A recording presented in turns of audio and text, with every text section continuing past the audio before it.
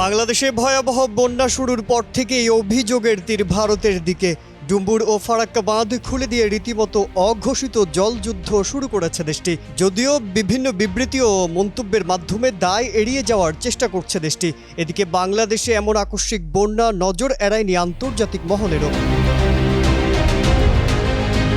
ভারতের একাধিক গণমাধ্যম বাংলাদেশের বন্যায় ভারতের দায়কে নানাভাবে এড়িয়ে যাওয়ার চেষ্টা করছে। বন্যা পরিস্থিতির জন্য ভারত দায়ী নয় বলে একের পর এক সংবাদ প্রকাশ করছে দেশটির বিভিন্ন গণমাধ্যম।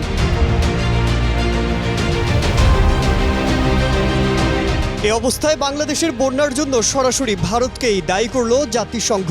সম্প্রতি জাতিসংঘ মহাসচিবের মুখপাত্র কার্যালয়ের নিয়মিত প্রেস ব্রিফিংয়ে উঠে আসে বাংলাদেশের বন্যা পরিস্থিতি। বিষয়টি বিশেষ গুরুত্ব পাওয়ার প্রশ্নোত্তর পর্ব শুরুর আগেই বাংলাদেশের বন্যা নিয়ে মন্তব্য করা হয়। বিশ্বের বিভিন্ন বিষয়ের সঙ্গে বাংলাদেশের বন্যা পরিস্থিতি নিয়ে একটি সংক্ষিপ্ত বিবৃতি পড়ে শোনানো হয়। বাংলাদেশের বন্যা প্রসঙ্গে জাতিসংঘ মহাসচিবের মুখপাত্র স্টেফেন ডুজারিখ বলেন, ভারী বৃষ্টি ও ভারত থেকে আসা উজানের ঢলে বাংলাদেশে আকস্মিক বন্যার কবলে পড়েছে। জাতিসংঘের দল দুর্গত এলাকায় আছে। এছাড়া দুর্গত মানুষের মধ্যে পানি বিশুদ্ধকরণ ট্যাবলেট, স্বাস্থ্যবিধি বজায় রাখার কিট ও খাবার বিতরণ করছে। Redmi 13 স্টাইল বানাই দুনিয়া কাঁপায়।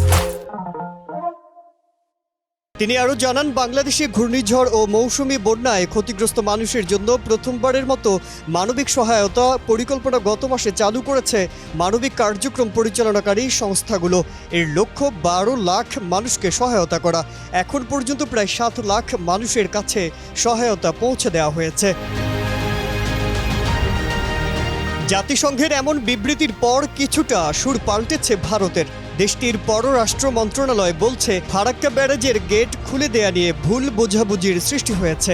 পররাষ্ট্র মন্ত্রণালয়ের মুখপাত্র রণধীর জসওয়াল এক বিবৃতিতে বলেন, আমরা ফারাক্কা বাঁধের গেট খোলার বিষয়ে গণমাধ্যমের প্রতিবেদন দেখেছি।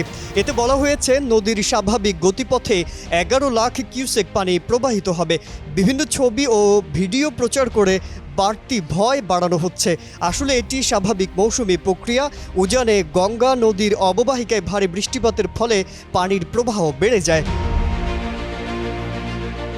পররাষ্ট্র মন্ত্রণালয়ের এই মুখপাত্র বলেন, প্রোটোকল অনুযায়ী নিয়মিত ও সময় মতো ফারাক্কা ব্যারাজের ডেটা বাংলাদেশের সংশ্লিষ্ট যৌথ নদী কমিশনের কর্মকর্তাদের প্রদান করা হয়।